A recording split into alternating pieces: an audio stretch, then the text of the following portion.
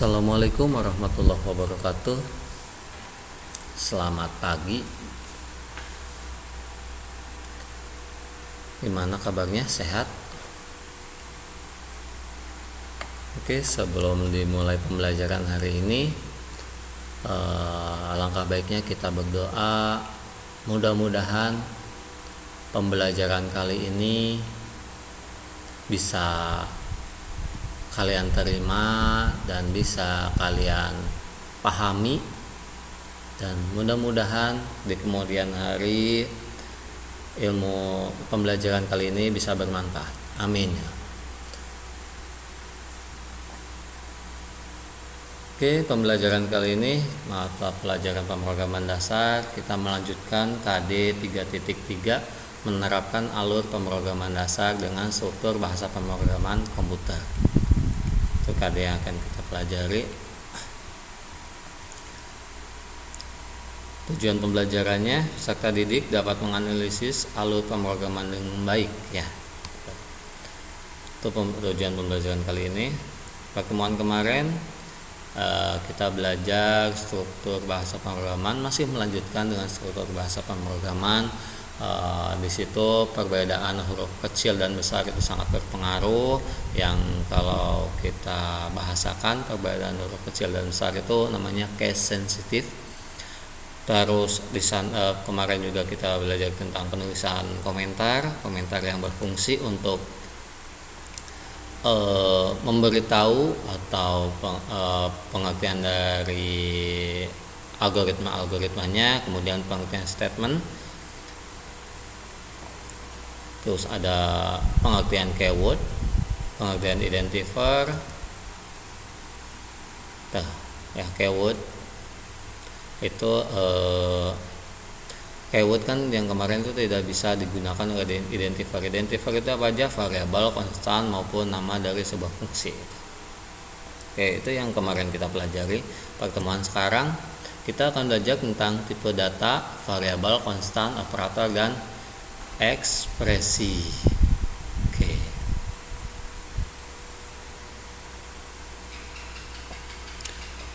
Tipe data adalah himpunan nilai yang dapat dimiliki oleh sebuah data. Tipe data menentukan sebuah nilai yang dapat dimiliki oleh sebuah data atau tidak, serta operasi apa yang dapat dilakukan pada data tersebut. Contoh-contoh tipe data, yang pertama ada integer atau sering disebut dengan bilangan bulat. Integer atau bilangan bulat itu angka bulat, ya, yang tidak mengandung angka nilai pecahan atau nilai desimal. Nilainya bisa berbentuk angka positif maupun angka negatif. Itu. Kemudian tipe data yang kedua ada bilangan real. Ini kebalikan dari bilangan integer atau bilangan bulat, yang terdiri dari angka pecahan. Kalau yang ini mah bulat 1, terus 2, 3, 4. Kalau bilangan real itu 1,2, 2, berapa bla bla bla, pecahan, ya. Itu bilangan real. Tipe datanya namanya bilangan real. Terus selanjutnya ada char atau karakter. Karakter itu diisi dengan satu karakter, ya, satu karakter. Hanya ada satu, tipe datanya itu hanya ada satu. Ditulis di antara tanda kutip itu. Ya. Kalau yang contohnya, kalau yang char itu seperti ini. Contoh tipe datanya, tipe data char itu A. Nah, ini char, hanya ada satu dan dikutip oleh tanda kutip. Itu char, hanya ada satu. Kemudian ada string, tipe data yang berisi teks atau kalimat atau kumpulan char, kumpulan karakter. Kalau ini kumpulan, contohnya ini aku. Ini tipe datanya string karena lebih dari satu karakter. Kalau satu karakter itu namanya char. Oke. Yang selanjutnya tipe data boolean atau bilangan logika. Hanya bisa diisi dengan salah satu dari dua nilai, yaitu true atau false, atau bisa juga isikan dengan 1 atau kosong, 0. Biasanya boolean itu dipakai untuk percabangan dalam program atau kode program gitu. Jadi untuk menjalankan apakah itu bernilai benar atau salah. Ketika bernilai benar maka dilanjutkan, ketika salah itu harus mengulang. Itu seperti itu. Itu tipe datanya boleh. Selanjutnya yang kedua, tadi ada tipe data, yang kedua ada variabel. Variabel itu penanda atau identitas yang digunakan untuk menampung suatu nilai ya. Nah, nilai tersebut dapat diubah sepanjang kode program. Jadi variabel itu tempatnya. Jadi tempat untuk nanti tipe data gitu. Jadi contoh, variabel X hanya bisa diisi oleh bilangan integer. Tapi ketika kita berbicara seperti itu, bila variabel X hanya bisa diisi oleh bilangan integer. Maka kalau X ini diisi dengan bilangan angka 1,2 itu tidak bisa, karena ini hanya bisa diisi oleh bilangan integer. Itu tidak boleh bilangan yang lain, hanya bilangan integer. Itu variabel X-nya. Nah, ini X ini sebuah variabel. Kalau bilangan integer kan tipe data. Oke.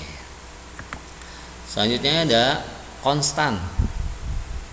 Nah, kalau pada variabel nilai disimpan dapat berubah-ubah, ya kalau konstan itu nilai disimpan tetap dan tidak dapat diubah sejak dideklarasikan. Jadi kalau konstan itu ada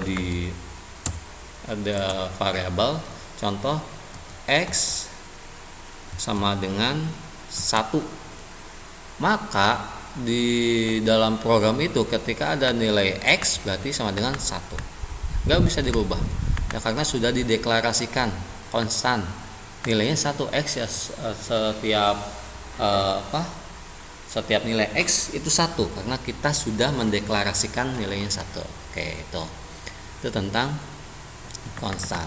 Kemudian yang keempat ada operator. Nah, operator adalah notasi yang dipakai untuk melaksanakan suatu operasi terhadap data dan identifier. Nah, berikut adalah beberapa kategori operator ya. Jadi operator itu notasi. Kalau yang dinotasikan namanya operan. Nah, ini yang pertama operator aritmatika. Ini operatornya yang sering kita gunakan, tambah, kurang, kali, bagi. Terus ini kalau bahasa kita atau persen, ini tambahkan dari nilai tambah, ini dikurangi dari nilai kurang. Oke. Nah, yang namanya operator ini plusnya ya. Kemudian yang namanya operan ini X, Y itu operannya. Ini hasilnya, Z itu hasil. Ini sering kita pakai, kecuali yang modulus sisa dari X dibagi Y.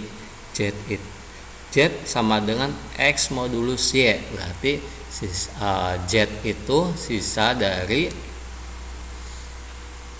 X dibagi Y. Contoh yang modulus ya. Kalau ini kan udah pada bisa, yang ini modulus.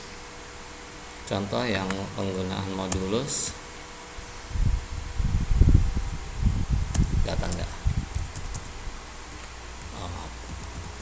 Kita bikin satu saja. Contoh modulus.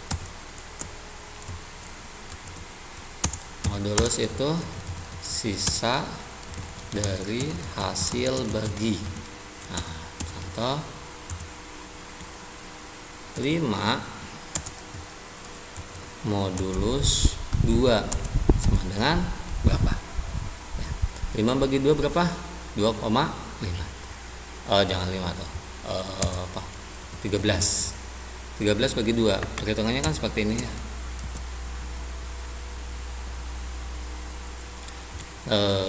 Kita Indeksnya di mana ya yang enaknya?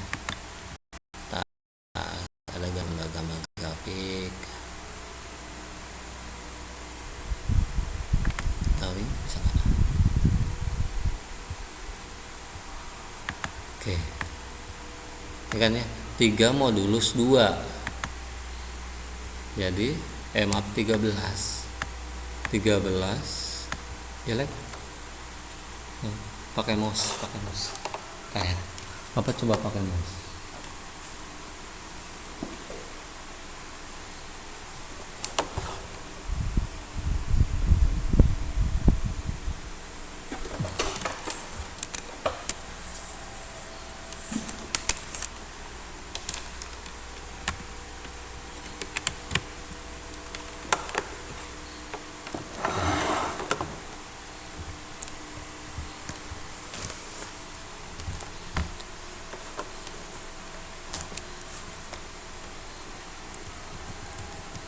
Oke. 13 modulus 2. 13 dibagi 2 itu kan. Nah, 13 dibagi 2 itu 6 ya kan. 6 dikali 2 12. Jelek juga nggak apa-apa. Ini 13 dikurangi 2 3 dikurangi 2 1 kan. 13 dikurangi 12 1. Nah, modulus ini itu yang ini satunya ya, satunya. Jadi 13 modulus 2 hasilnya adalah 1 itu dari modulus. Kemudian ada lagi increment sama dengan x tambah 1 tuh ya. Nah, itu increment. Jadi nilai x nya berapa, tambahkan saja dengan 1. Terus ada discrement, x sama dengan x dikurangi 1 itu. Dan selanjutnya ada operator logika. Operator logika itu ada 3, or, and, not. And or not ya. Kalau n itu jika semua bernilai benar, maka hasilnya akan benar. Kalau or, jika salah satu bernilai benar, maka hasilnya benar. Kalau salah semua itu salah. Kalau n mah semuanya harus benar, kalau or itu salah satunya harus benar. Kalau not itu kebalikannya. Tuh. Itu penugasan, bisa dilihat sendiri. Ini sama dengan yang ini hasilnya diperoleh dari nilai x tambah y kalau x sama dengan x tambah y. Kemudian kalau tulisannya seperti ini ada ya, silakan kalian pahami. Nah, itu operator. Nah, terus masuk ke penulisan algoritma. Algoritma itu langkah yang digunakan untuk menyelesaikan suatu masalah, langkahnya yang logis. Penulisan standarnya yang pertama algoritma, nama pemrograman, nama programnya, ini bisa dikatakan judul. Kemudian di sini ditulis deskripsi tentang programnya seperti apa menggunakan komentar. Kemudian selanjutnya ada deklarasi. Nah, deklarasi itu diisi variabel tipe data ya. Variabel tipe data ataupun fungsi bisa di deskripsi. Selanjutnya ada deklarasi. Nah, kalau deklarasi itu langkah-langkahnya untuk menyelesaikan. Contoh algoritma,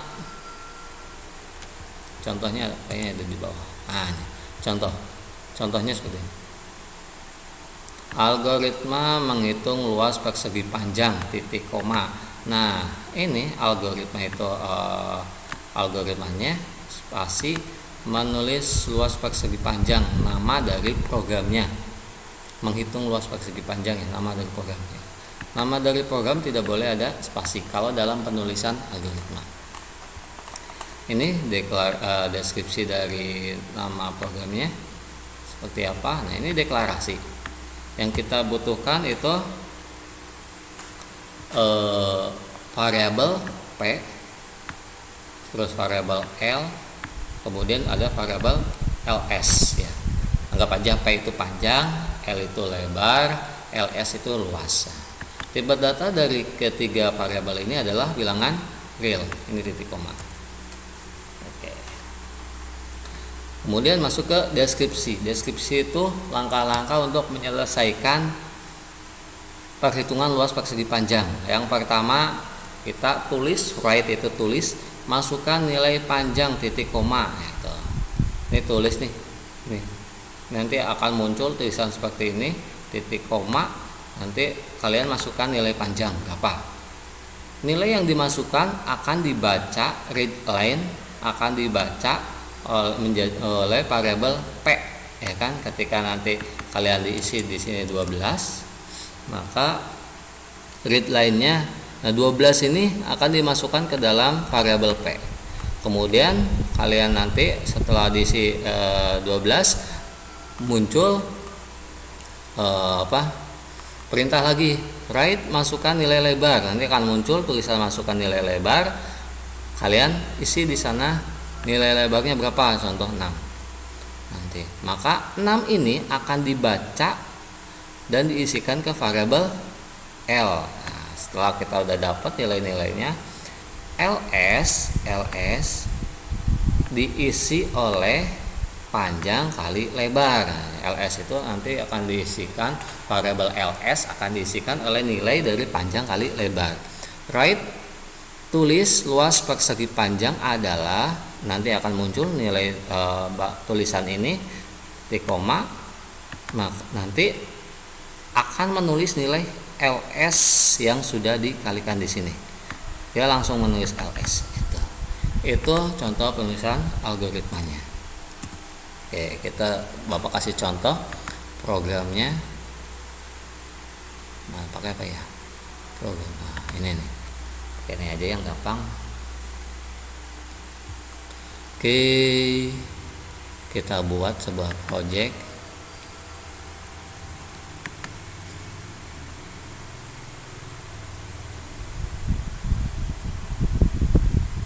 Oh, Bapak kayaknya udah bikin. Open, kayaknya udah bikin. Nah, ini nih, perhitungan luas. Oke. Nah, ini nih. Ya. Nah, ini bagian deklarasi ya.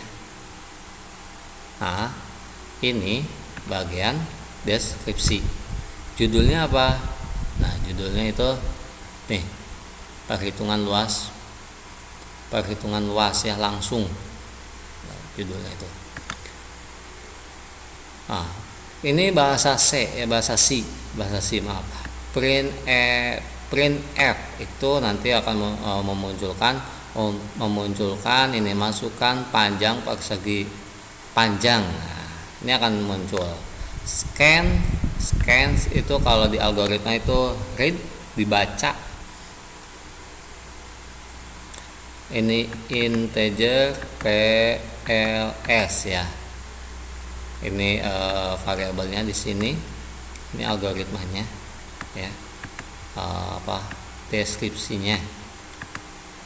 Scanf itu perintah untuk membaca nilai yang dimasukkan di sini gitu. Kemudian printf lagi, masukkan nilai lebar. Ini nilai ya. Tulis nilai panjang, sini nilai lebar. Nah, nanti kalian masukkan nilai yang kalian masukkan di sini akan dibaca oleh variabel L. Nah, kemudian nanti luas akan menghitung sama dengan panjang kali lebar. Panjangnya berapa, lebarnya berapa. Nanti akan ditulis lagi. Tulis luas persegi panjang adalah berapa luasnya. Sini nilai luas. Ini sini. Oke, kita coba compiler. Nah, ini kan. Masukkan nilai persegi panjang. Contoh 7,3. Bisa nggak? Nggak bisa. Berarti harus integer, karena integer. Kita coba lagi. Masukkan nilai persegi panjang 12 cm gitu kan. Masukkan nilai lebar persegi panjang 5. Nah, luas persegi panjang adalah 60. Dari mana? 5, 12 dikali 5. Itu ini salah satu contoh sederhana program.